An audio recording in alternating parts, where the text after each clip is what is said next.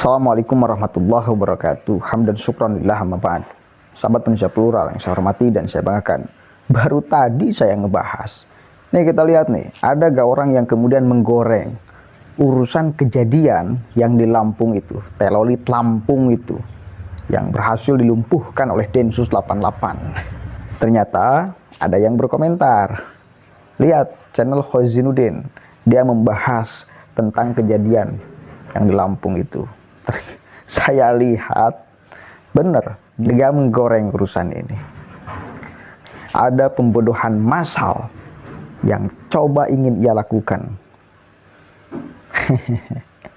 Ada cacat logika yang kemudian dia sampaikan. Untuk Anda, mohon simak sampai akhir. Ya, simak sampai akhir dan ini harus disebarkan. Karena selalu mereka itu berdalih urusan OPM kan, Papua. Kenapa Densus 88 tidak menggerebek, kerahkan massa kemudian ke Papua, kerahkan pasukan ke Papua untuk kemudian menangkap semua OPM yang ada di Papua, kan itu ya.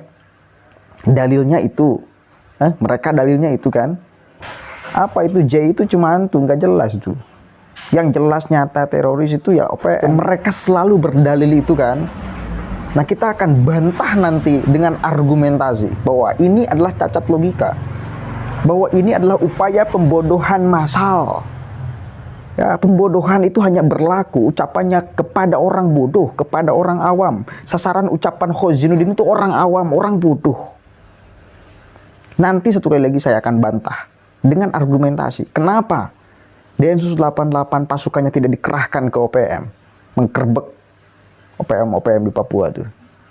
Kenapa TNI Polri yang punya pasukan segala macam tidak dikerahkan ke KKB untuk menangkap para telolit itu tuh di KKB? Kenapa?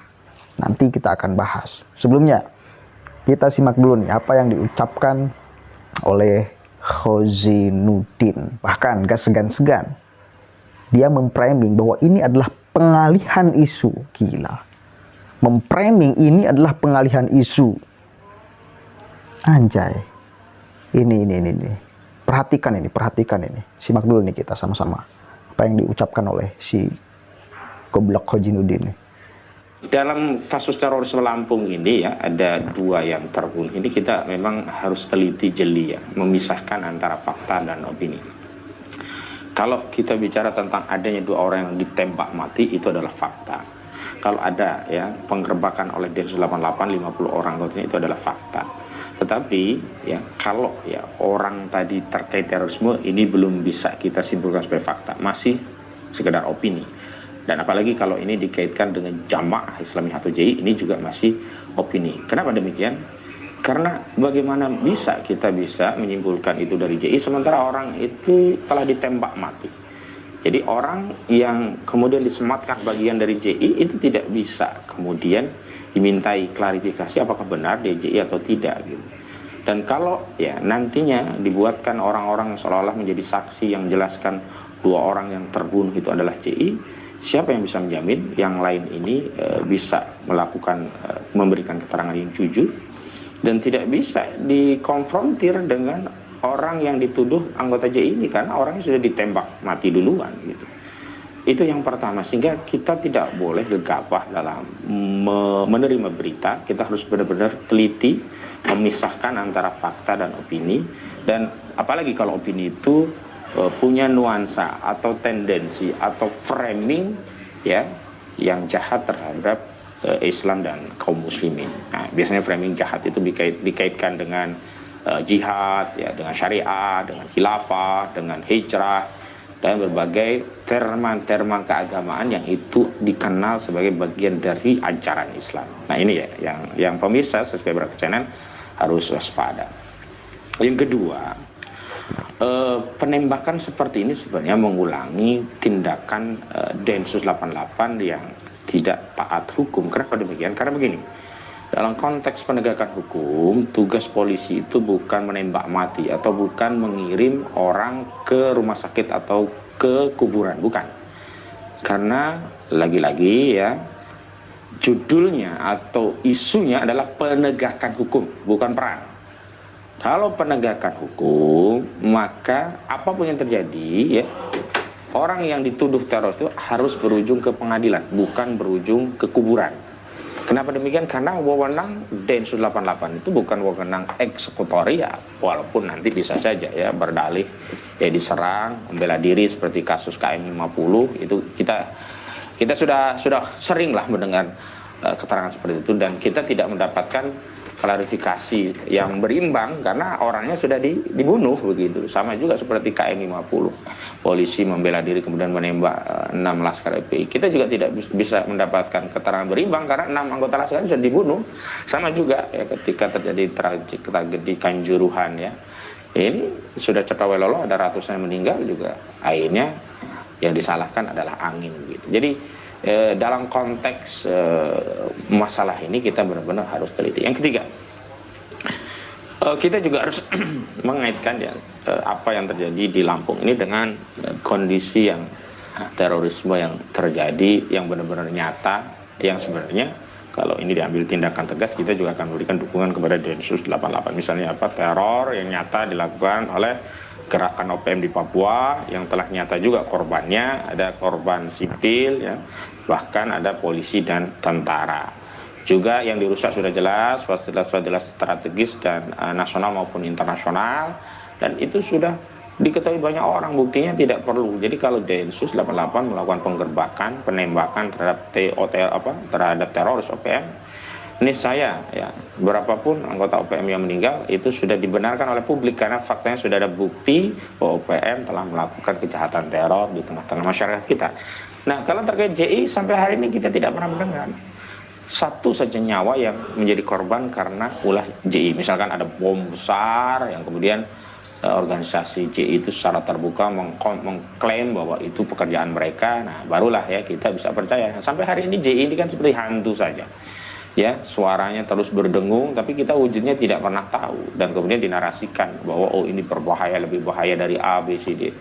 Ini yang kemudian kita harus juga tetap waspada gitu.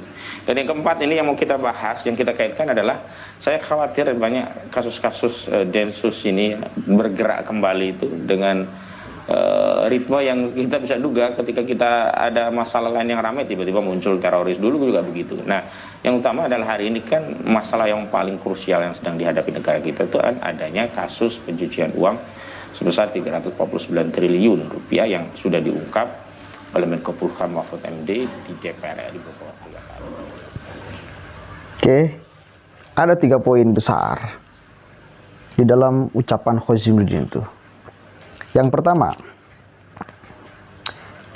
urusan JI adalah hantu, nggak jelas. Ini sangat mudah sekali kemudian dibantah. Dengan adanya Ali Imron berbicara, dengan adanya kemarin baru Umar Patek menjadi saksi, bukti nyata bahwa JI itu memang ada. Itu yang pertama ya, itu yang pertama, bantahan Khosinuddin untuk Khosinuddin. Jadi JI itu ada, jelas pahamnya ada. Yang gentayangan itu PKI, itu baru gentayangan tuh, hantu itu nggak jelas. Nah, kalau HTI, kalau JI ini dikonfirmasi langsung oleh orang yang pernah terlibat di dalamnya. Ada Ken Setiawan, mantan alumni JI, jelas itu pelaku. Jadi yang pertama udah jelas batal ucapan Khosinuddin yang mengatakan bahwa JI itu adalah hantu, nggak jelas. Jelas ternyata ada JI itu. Itu yang pertama.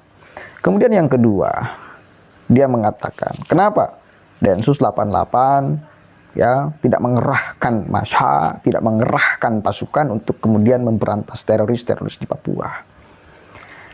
Kelihatannya ucapan ini benar. Beda kelihatan benar dan benar ya. Kelihatannya benar. Bukankah kita punya pasukan? Densus punya pasukan, TNI punya pasukan, Polri punya pasukan, cukup untuk menghadapi orang-orang KKB Papua. Kenapa tidak dikerahkan? Khosinuddin, Anda lupa Nih, ada HAM. Bukan tidak mampu, bukan tidak kuat, bukan tidak bisa. Bisa. Tapi kalau itu dilakukan, ya, maka ini bakal menjadi lebih buruk bagi Indonesia. Pemimpin-pemimpin KKB yang di luar negeri akan ngoceh, akan berbicara. Yang di Belanda, yang di Jerman akan ngomong. Kalau memang terjadi penggerbekan, penyerangan, akhirnya ya konsekuensinya Indonesia bakal mendapatkan embargo dari dunia. Jadi ini bukan persoalan sederhana, ecek-ecek. Bukan tidak bisa, bisa. Bukan tidak punya pasukan, punya pasukan. Tapi efeknya, dampaknya bos, ke Indonesianya. Dunia bakal mengecam. Jadi bakal dampaknya lebih buruk. Lalu solusinya apa untuk Papua? Menurut saya, Papua itu butuh SDM. Orang-orang Papua itu butuh SDM. Butuh kemudian kesejahteraan. 2 poin itu kalau dipenuhi, maka saya kira gak bakalan terjadi yang kayak gini-gini itu di Papua. Dan yang ketiga, kurangi aktivitas TNI justru di Papua yang memicu ketegangan. Ya, 3 lah persoalan di Papua itu, SDM, ya, lalu kemudian kesejahteraan, dan yang ketiga kurangi aktivitas TNI, pasukan-pasukan TNI kurangi justru, karena itu bakal memicu ketegangan.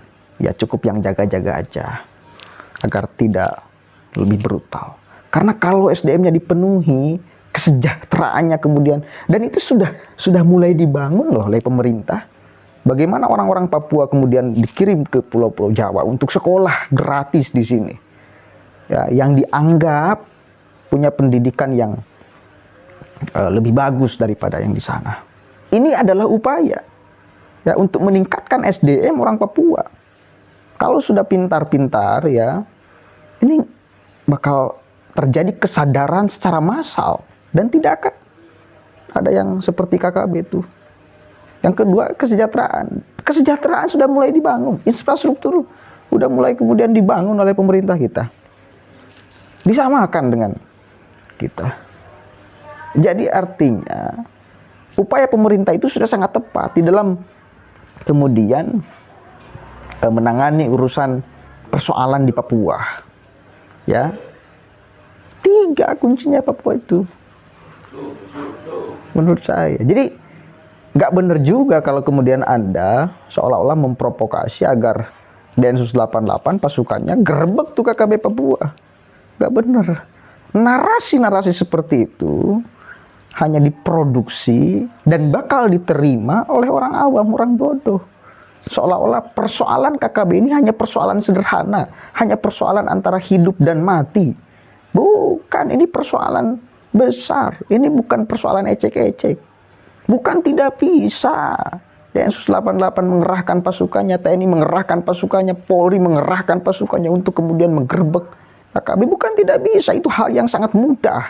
Tapi lihat, ada HAM. Indonesia bakal mendapatkan embargo. Pemimpin-pemimpin KKB di luar negeri bakal teriak-teriak tuh, yang di Belanda, yang di Jerman, yang di mana-mana akan ngomong. Jadi sekali lagi, ini bukan persoalan sederhana, goblok ya. KKB Papua itu. Intinya jelas si Hozinuddin adalah ideolog HTI kan itu. Maka dia tidak terima terhadap fakta teman-temannya ditangkap oleh Densus 88. Jadi kapan pemerintah mau menciduk para ideolog HTI itu yang terus mempropagandakan? Yang ketiga itu, satu lagi. Pengalihan isu katanya. Yang persoalan Kemenke itu. Yang dibongkar oleh Mahfud MD itu. Si goblok. Ini bukan pengalihan isu. Yang di Kemenke itu fakta. Yang teroris itu fakta. Jadi 2 fakta. Ketika Anda fokus terhadap satu fakta, jangan mengabaikan fakta yang lain yang juga harus dibereskan. Itu dong kalau kita mau mikir pembenaran secara massal di republik ini. Ya, bukan pengalihan isu, tapi menggarap satu-satu fakta. Fakta di Kemenke sedang dirapikan, dibereskan, disorot massa. Ini pun jangan sampai hilang dari pantauan orang-orang teroris nih. Juga sama harus dibereskan. Udah. Susah kan kalau kita mau berbicara secara argumentatif dengan orang seperti Khaizuddin tuh. Kesimpulannya, Khaizuddin adalah orang HTI. Dan HTI organisasinya udah dibubarkan karena jelas menyimpang ideologinya dari ideologi negara ini, ya. Tetapi para ideolognya nggak ditangkap, itu masalahnya. Maka dia terus akan melakukan propaganda, ya, memprovokasi masyarakat seolah-olah ini kesalahan Densus nih, pengalihan isu nih, kan kurang ajar. Kenapa saya marah? Karena baru kemarin teroris Uzbekistan melarikan diri dan membunuh petugas imigran, melukai anggota Densus 88 yang sedang berjaga di sana. Itu bos. Ya, hati-hati. Apa yang diucapkan oleh orang seperti Khaizuddin itu hanya berlaku kepada orang awam atau bodoh. Karena narasi-narasinya pembodohan. Jadi, saya mau bertanya, kapan pemerintah mau menangkap para ideolog HTI? Kapan? Itu ya. Assalamualaikum warahmatullahi wabarakatuh.